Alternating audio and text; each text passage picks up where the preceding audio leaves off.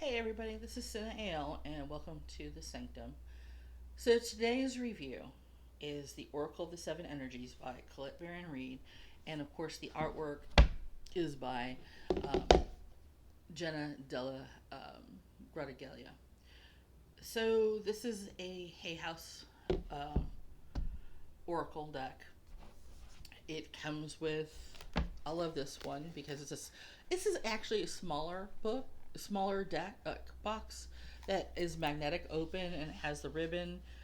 Can we make more of these, like for most companies? Like, no, seriously, I'm not joking. Um, because having this small, portable, stand up, heavy, solid, but magnetic, yes, I vote yes for these. Like, a lot. Like, all the time. I've made my will known. So, like all the Hay House, we have the deck um, guidebook, and it talks about what the seven energies are. It's earth, water, fire, love, sound. Help if I could change the page. Light and thought. And it talks about working with the oracle and the themes, like the different colors, like earth is red, water is orange, which I'm not quite sure about, fire is yellow, and green is love, sound is sky blue, light is purple, and thought is golden white. Um, then they give you different oracle readings styles, so you can have different um, types of readings, and then they give you the cards. And everyone has a key concept. Everything has a um, actual reading itself. So you can have it talks about like what is best about the story regarding the card, um, what to ask yourself, things of that nature. So it's kind of an interesting deck. Now, what I will tell you about this deck is um, it is colorful. It's probably after the crystal deck, which I was like not as happy with. This deck really kind of made it better because it like reminded me of the wisdom deck. So yeah, you have the perfect harmony, a tall tale. This kind of went back to where I wanted. I love the collect um, cards, smoke and mirrors. This went back to that solid footing, Grand Symphony, where it really was more inspiring. Time Machine, Into Me I See, Burst of Magic, Spirit of Gratitude, Waking the Lion, Body and Soul. I love that though. That's a powerful move. So, I mean, you can see how each of these cards really kind of hits big, colorful, gives you a really big thought, and you get this aspect of this is what it means. This is what it does for you. This is what it's telling you. I love Beyond the Ordinary. I love that card so much. Like, no, seriously. I love that card. Like, look at this card. Look at it. Okay? Do you not see why I love that card? I love that card. Shining Through. Let It Go. The World You... I love this card too. Probably because it reminds me of the other card too. But yeah. It is what it is. I say this a lot to some people, and they hate this phrase. So, but yeah. It's a card and I like it. Um, but yeah, so this really is probably one of my favorite decks by her now. I still love my Wisdom deck, but this one kind of really energetically works better for what I am and what I do. Um, it's a little less whimsical and a lot more energetic to what I need to use. And it just really kind of hits home. And to me, that makes a huge, huge difference. And some people will tell you that that makes it makes it a little bit easier, and it at the same time too it can make it a little bit harder when you really kind of feel closer to a deck. But for me, it's because it makes it a little bit harder to be neutral.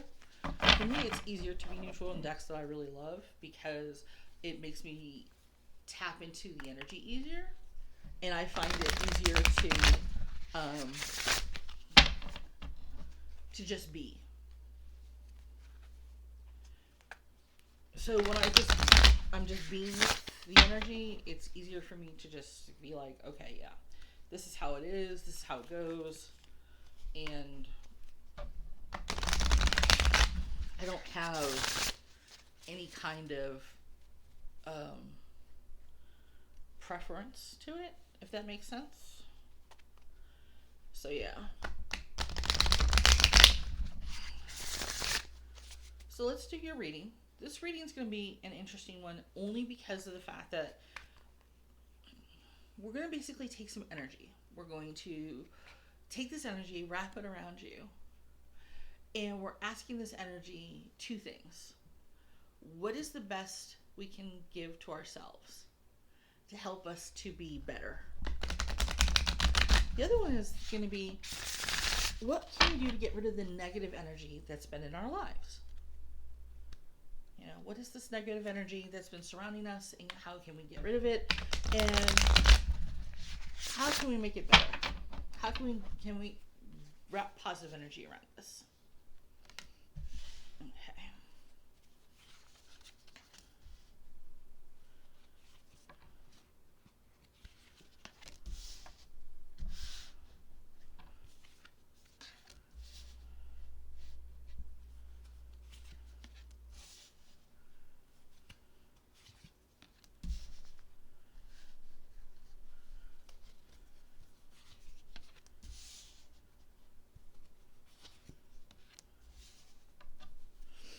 All right.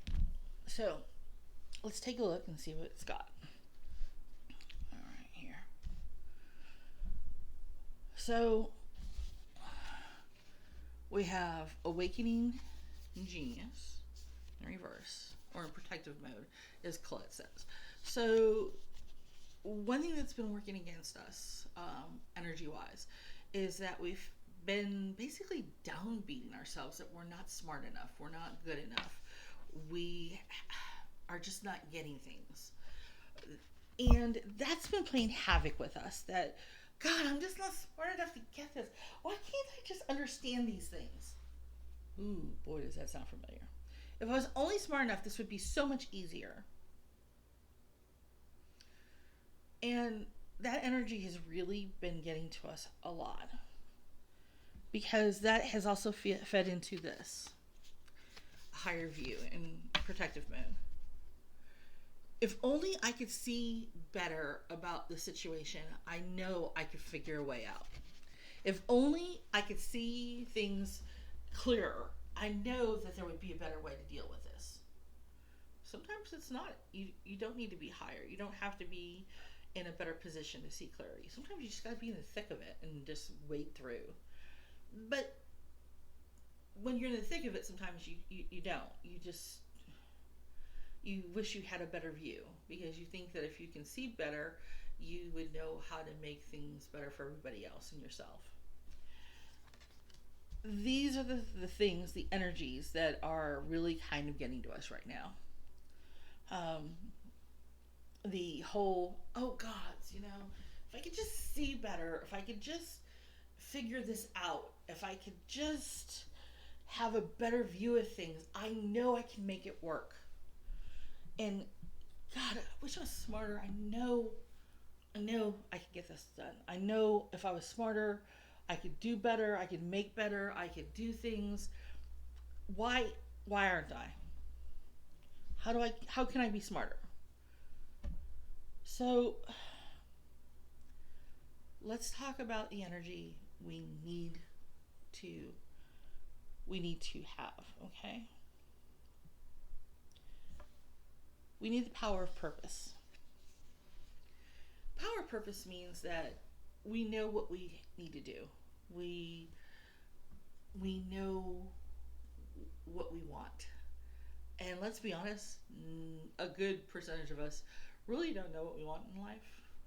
We're lucky if we know what we want to eat. Um, and that's iffy for like 90% of us. And those with ADHD are lucky if we remember to eat. Yeah. um, it's one of those things where purpose is what helps us to be focused and strong.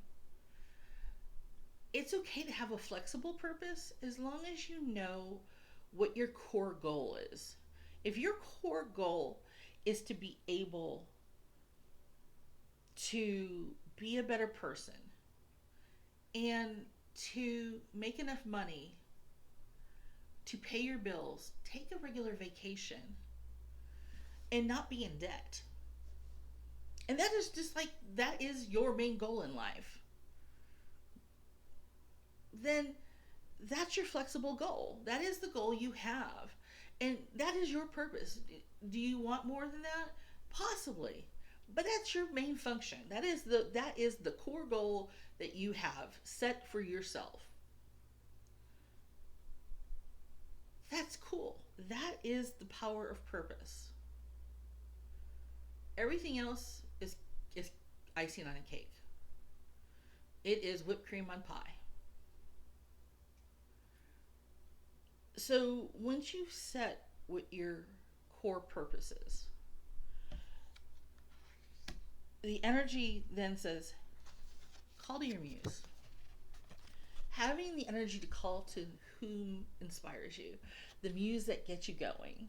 What that allows you to do is to create new pathways, better ways to make things happen. It is where you can be in the middle of crap and the muse says, hey, try this way, move this way.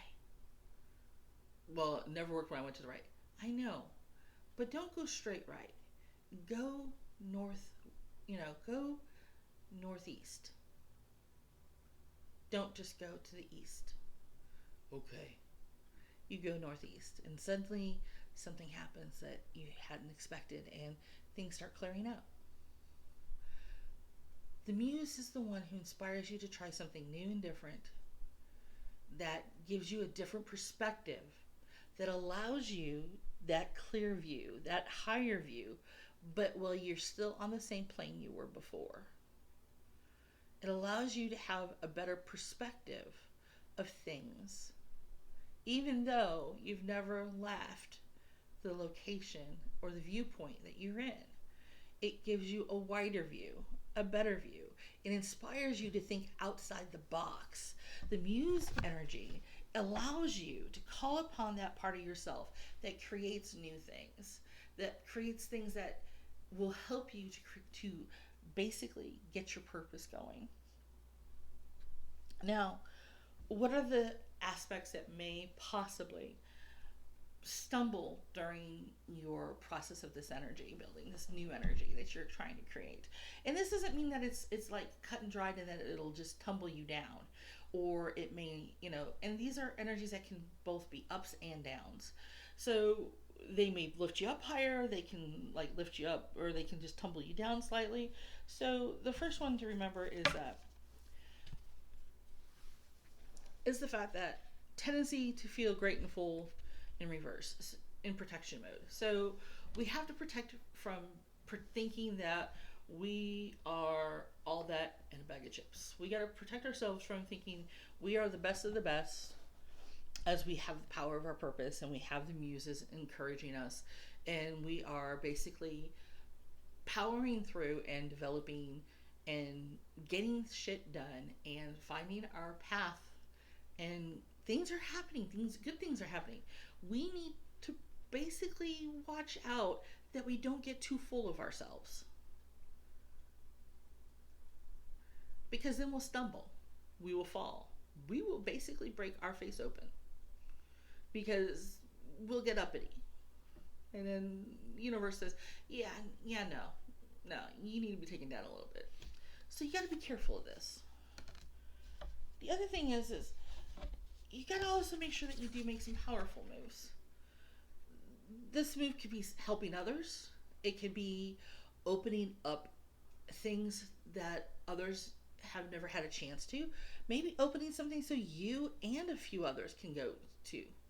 Maybe give an idea to your boss that allows a new concept to not only allow the company to expand, but allows you to basically have a new job title, but also allows people to climb up behind you in the new positions for that new behind to support your new job title.